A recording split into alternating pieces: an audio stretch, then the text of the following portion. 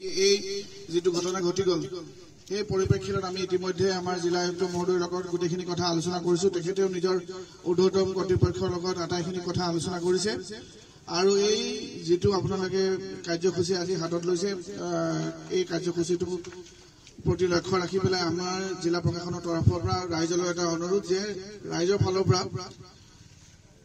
কেইজনমান প্ৰতিনিধি 5 জন 10 জন 15 জন যিমানে হওক অহাকালিৰ দিনৰ 1 বজাত জিলা আয়ুক্তৰ কাৰ্যালয়ত জিলা আয়ুক্ত আৰু আৰক্ষী অধীক্ষক মহোদয়ে আপোনালোকৰ গোটেইখিনি কথা পুনৰবাৰ আলোচনাত মিলিত হ'ম বুলি আমাক জনাইছে আৰু নিশ্চিতভাৱে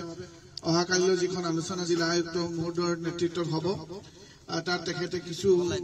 যিখিনি দাবী যিখিনি মই পোনপটীয়াভাৱে আপোনালোকক উত্তৰ দিব পৰা নাই অহাকালিৰ সভাখনত এইখিনি পোনপটীয়াভাৱে উত্তৰ দিব পাৰিব বুলি আমি ভাবিছো আৰু গতিকে মই আপোনালোকক আজি এই প্ৰতিবাদী স্থলীৰ পৰা আপোনালোকৰ নেতৃত্ব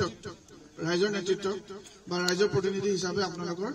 10 জন বা 15 জন ব্যক্তি অহাকালিলৈ জিলা আয়ুক্ত কাৰ্যালয়ত দিনৰ 1 বজাত আহি পাবৰ কাৰণে মই মোৰ ফালৰ পৰা অনুৰোধ জনাইছো ধন্যবাদ আমি ধন্যবাদ জনাইছো আৰু ইছাৰৰ এই কথাখিনিতে আমি কথা দুটামান ক'ব বিচাৰিছো আমাৰ ইতিমধ্যে যিখিনি আলোচনা হৈছিল প্ৰথম কথাটো হ'ল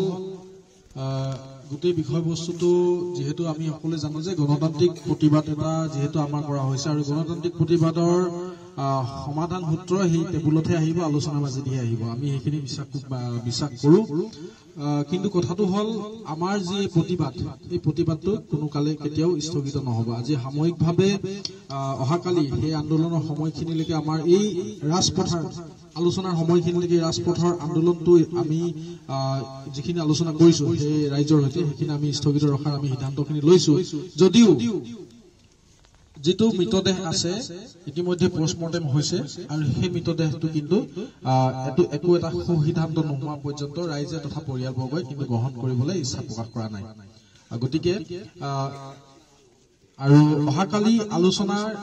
খুব আমি সন্মান জনাইছো আমি আগতে কৈছো যে এই গোটেই প্ৰক্ৰিয়াটোত আমি জিলা প্ৰশাসনক দুখ দিব বিচৰা নাই সম্পূৰ্ণৰূপে আমি অসম পুলিচকে দুখ জাপি আছো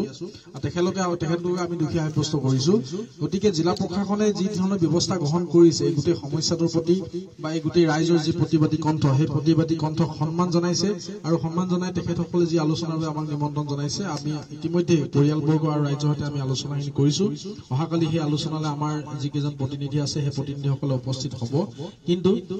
সেই নিমন্ত্ৰণৰ সন্মান জনাই সেই প্ৰতিনিধি তাত উপস্থিত হ'ব উপস্থিত হৈ জিলা আয়ুক্ত মহোদয় তথা যিসকল তাত উপস্থিত থাকিব সেইসকলে কথাখিনি ক'ব আমাৰ প্ৰতিনিধিসকলে কথাখিনি নিশ্চিতভাৱে শুনিব আৰু শুনি কি ধৰণৰ কথাখিনি হয় সেইখিনিত সেই সময়খিনি বা সেই আলোচনাখিনিহে কথাখিনি ক'ব গতিকে তাৰ সমান্তৰালভাৱে আমাৰ ৰাইজেও সজাগ হৈ থাকিব লাগিব যে সেই আলোচনা ফলপ্ৰসূ হ'বও পাৰে নহ'বও পাৰে যদিহে ফলপ্ৰসূ হয় যদিহে আমি ধনাত্মক কিবা এটা পজিটিভ ৰিজাল্ট পাওঁ তেনেহ'লে আমাৰ ক'বলগীয়া নাই কিন্তু যদিহে আমি তাৰ পৰা ঋণাত্মক এটা ফলাফল আমি পাই আহোঁ তেনেহ'লে এটা প্ৰতিবাদটো চলিয়ে থাকিব যে সেই প্ৰতিবাদটো হ'ল আমাৰ ৰাইজে কেতিয়াও সেই মৃতদেহটো বা পৰিয়ালবোৰে কেতিয়াও মৃতদেহটো গ্ৰহণ নকৰে দ্বিতীয়তে সেই সভা সেই ভংগ হোৱাৰ লগে লগে যি তাৰ ফলাফলৰ ওপৰত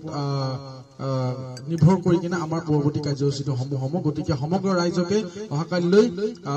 যিকোনো এটা স্থানত হয়তো কাকপথাৰ থানাত নহ'লে বা টঙনা থানাত আপোনালোকৰ ৰাইজক সমবেত হৈ থাকিবৰ বাবে আমি অনুৰোধ জনাইছো লগতে এটা কথা আমি স্পষ্টভাৱে ক'ব বিচাৰিছো আমাৰ সন্মানীয় অতিৰিক্ত আয়ুক্ত মহোদয়